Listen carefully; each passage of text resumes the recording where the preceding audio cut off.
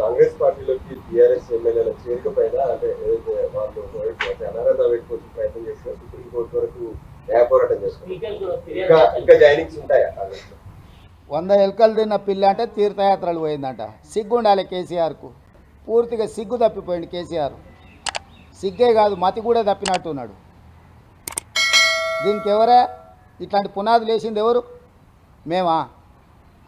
61 మంది ఎమ్మెల్యేలను, ఎమ్మెల్సీలను, ఎంపీలను తీసుకున్నాడు. ఫస్ట్ తెలంగాణ అమరవీరుల స్తూపం దగ్గరకు వచ్చి ముక్కు 3 ఇంచులు అరిగేటట్టు నేలకు రాయాలి, అమరవీరుల స్తూపం ముందర చేసిన తప్పులకు క్షమించమని.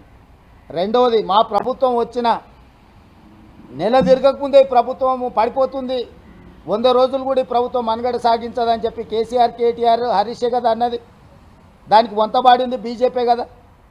ప్రజలు ఎన్నుకున్న ప్రభుత్వం 65 మంది ఎమ్మెల్యేలను గెలిపిస్తే మెజారిటీతో ఉన్న ప్రభుత్వాన్ని 3 నెలల పడగొడతామని బీజేపీ, బీఆర్ఎస్ రోడ్ల మీద రంకెలేస్తుంటే మరి గాలికి వదిలేయాలన్నా? వాళ్ళు ఎట్లా చేస్తే అట్లా? ఊర్లో ఎవడో చేతబడి చేసేటోడు ఉంటాడు. చేతబడి చేసేవాడు ఊర్లో ఉన్న జనాలను చంపుతుంటే చూసుకుంటూ ఊరుకుంటామా? వాని చెట్టుకు కట్టేయమా? తాళ్ళతో బంధించమా?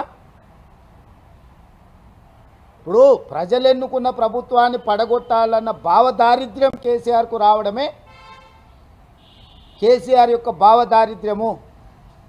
17 సీట్లు ఓడిపోయి 8 సీట్లలో డిపాజిట్లు పోయి 14 సీట్లలో 3rd ప్లేస్ వచ్చినాక కూడా కేసీఆర్కు కనివిప్పు కలగలేదు.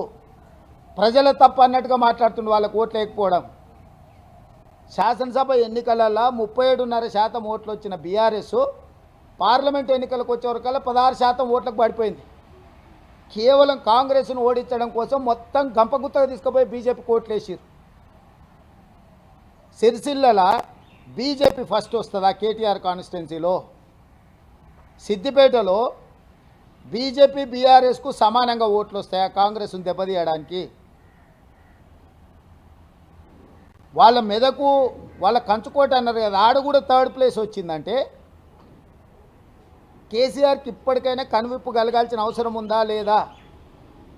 మొన్నటి వరకు గేట్లకు రాని అని ఎమ్మెల్యేలను పిలిచి భోజనాలు పెట్టే కాడికి వచ్చింది. తలుపులు మూసి కాళ్ళు పట్టుకుంటుండో కడుపులో తలకాయ పెడుతుండో నాకైతే తెలియదు, కానీ వాళ్ళు నమ్ముతారా?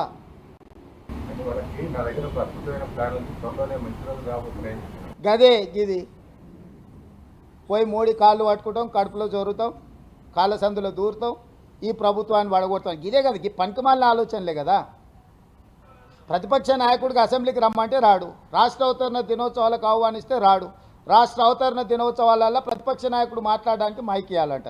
సిగ్గునాదా? ఎక్కడన్నా భారతదేశంలో ఎక్కడైనా ఈ సాంప్రదాయం ఉందా?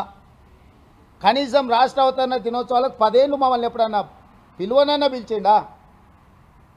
మేము ప్రత్యేకంగా ప్రభుత్వం తరఫున 10 ఏళ్ళు ముఖ్యమంత్రిగా పనిచేసిండు, ఈరోజు ప్రధాన ప్రతిపక్ష నాయకుడు సముచితమైన గౌరవం ఇద్దామని చెప్పి ప్రభుత్వం నుంచి అధికారికంగా మేము ఆహ్వాన పత్రిక పంపించినాం.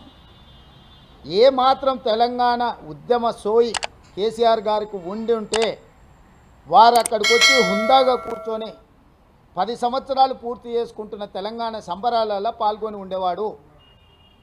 తెలంగాణ సంబరాలలో పాల్గొననోడు, ప్రజలు ఎన్నుకున్న తెలంగాణ ప్రభుత్వాన్ని కూలదోయాలనుకునేటోడు ఏ రకంగా ఆయన తెలంగాణ బాగా కోరుకుంటుండు?